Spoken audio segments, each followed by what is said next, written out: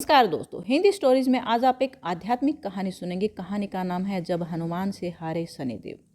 शनि के नाम से ही हर व्यक्ति डरने लगता है। शनि की दशा एक बार शुरू हो जाए तो 7.5 साल बाद ही पीछा छोड़ती है। लेकिन हनुमान भक्तों को शनि से डरने की तनिक भी जरूरत नहीं है। शनि देव ने हनुमान जी को भी डराना चाहा, लेकिन मुंह की खानी पड़ी। आइए जाने कैसे। महान पराक्रमी हनुमान अमर है। पवन पुत्र हनुमान रघुकुल के कुमारों के कहने से प्रतिदिन अपनी आत्मकथा का कोई भाग सुनाया करते थे। उन्होंने कहा कि मैं एक बार संध्या समय अपने आराध्य श्री राम का स्मरण करने लगा तो उसी समय गृह में पाप ग्रह मंदगति सूर्यपुत्र शनिदेव पधारे। वह अत्यंत कृष्ण वर्ण के भीषणाकार थे।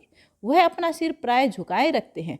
जिस पर अपनी दृष्टि डालते हैं वह अवश्य नष्ट हो जाता है। शनिदेव हनुमान के बाहुबल और पराक्रम को नहीं जानते थे। हनुमान ने उन्हें लंका में 10 ग्रीव के बंधन से मुक्त किया था। वह हनुमान जी से विनयपूर्वक किंतु कर्कश स्वर में बोले, हनुमान जी, मैं आपको सावधान करने आया हूँ।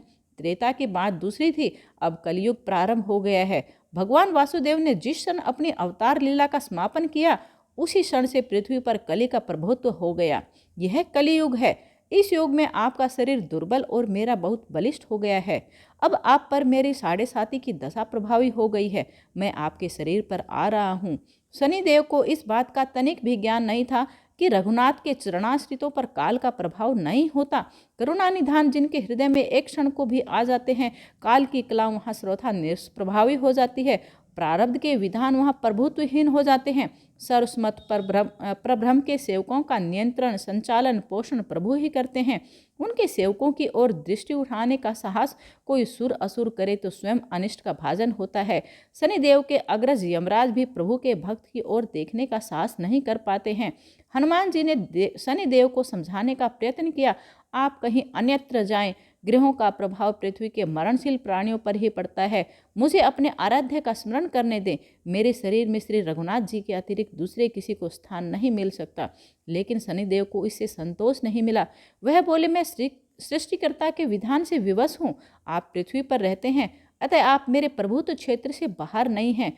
पूरे 22.5 वर्ष व्यतीत होने पर 7.5 वर्ष के अंतर से 2.5 वर्ष के लिए मेरा प्रभाव प्राणी पर पड़ता है, किंतु यह गौण प्रभाव है।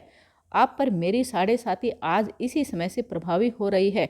मैं आपके शरीर पर आ रहा हूँ, इसे आप टाल नहीं सकते। फिर हनुमान जी कहते हैं, जब आपको आना ही है तो आइए। अच्छा होता कि आप मुझ वृद्ध को छोड़ ही देते। फिर शनिदेव कहते हैं कि कलियुग में पृथ्वी पर देवता या उपदेवता किसी को नहीं रहना चाहिए। सबको अपना आवास सूक्ष्म लोकों में रखना चाहिए। जो पृथ्वी पर रहेगा वह कलियुग के प्रभाव में रहेगा और उसे मेरी पीड़ा भोगनी पड़ेगी। और ग्रहों में मुझे अग्रज यम का कार्य मिला है। मैं मुख्य मारक ग्रह हूँ और मृत्यु के सबसे निकट वृद्ध होते हैं, अतः मैं वृद्धों को कैसे छोड़ सकता हूँ। हनुमान जी पूछते हैं, आप मेरे शरीर पर कहाँ बैठने आ रहे हैं। शनिदेव गर्व से कहते हैं, प्राणी के सिर पर।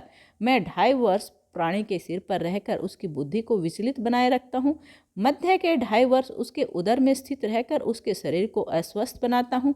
वह अंतिम 2.5 वर्ष पैरों में रहकर उसे भटकाता हूँ। फिर शनिदेव हनुमान जी के मस्तक पर आ बैठे तो हनुमान जी के सिर पर खाज हुई। इसे मिटाने के लिए हनुमान जी ने बड़ा पर्वत उठाकर सिर पर रख लिया। शनिदेव चिल्लाते हैं, यह क्या कर रहे हैं आप।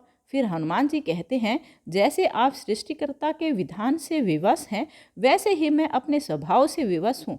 मेरे मस्तक पर खाज मिटाने की यही उपचार पद्धति है और आप अपना कार्य करें और मैं अपना कार्य। ऐसा कहते ही हनुमान जी ने दूसरा पर्वत उठाकर सिर पर रख लिया। इस पर शनिदेव कहते हैं, आप इन्हें उतारिए, मैं संधि करने को तैयार हूँ। उनके इतना कहते ही हनुमान जी ने तीसरा पर्वत उठाकर सिर पर रख लिया। तो शनिदेव चिल्लाकर कहते हैं, मैं अब आपके समीप नहीं आऊँगा। फिर भी हनुमान जी नहीं माने और चौथा पर्वत उठाकर सिर पर रख लिया। शनिदेव फिर चिल्लाते हैं, पवन कुमार त्राहिमाम रामदूत आंजनेयाय नमः।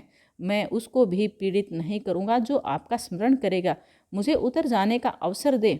हनुमान जी कहते हैं, बहुत शीघ्रता की, अभी तो 5वां पर्वत बाकी है। और इतने में ही शनि मेरे पैरों में गिर गए और कहा, मैं सदैव आपको दिए वचनों को स्मरण रखूंगा। आघात के उपचार के लिए शनिदेव तेल मांगने लगे। हनुमान जी तेल कहाँ देने वाले थे। वही शनिदेव आज भी तेल दान से दुष्ट होते हैं। तो दोस्तों, आज आपको ये कहानी कैसी लगी कमेंट करके मुझे बताना। आपको यदि अच्छी लगी है तो इसको लाइक कर दें, चैनल को सब्सक्राइब कर दें, ताकि आपको हर दिन ऐसे ही रोचक कहानियाँ सुनने के लिए मिलती रहे। वीडियो देखने के लिए धन्यवाद।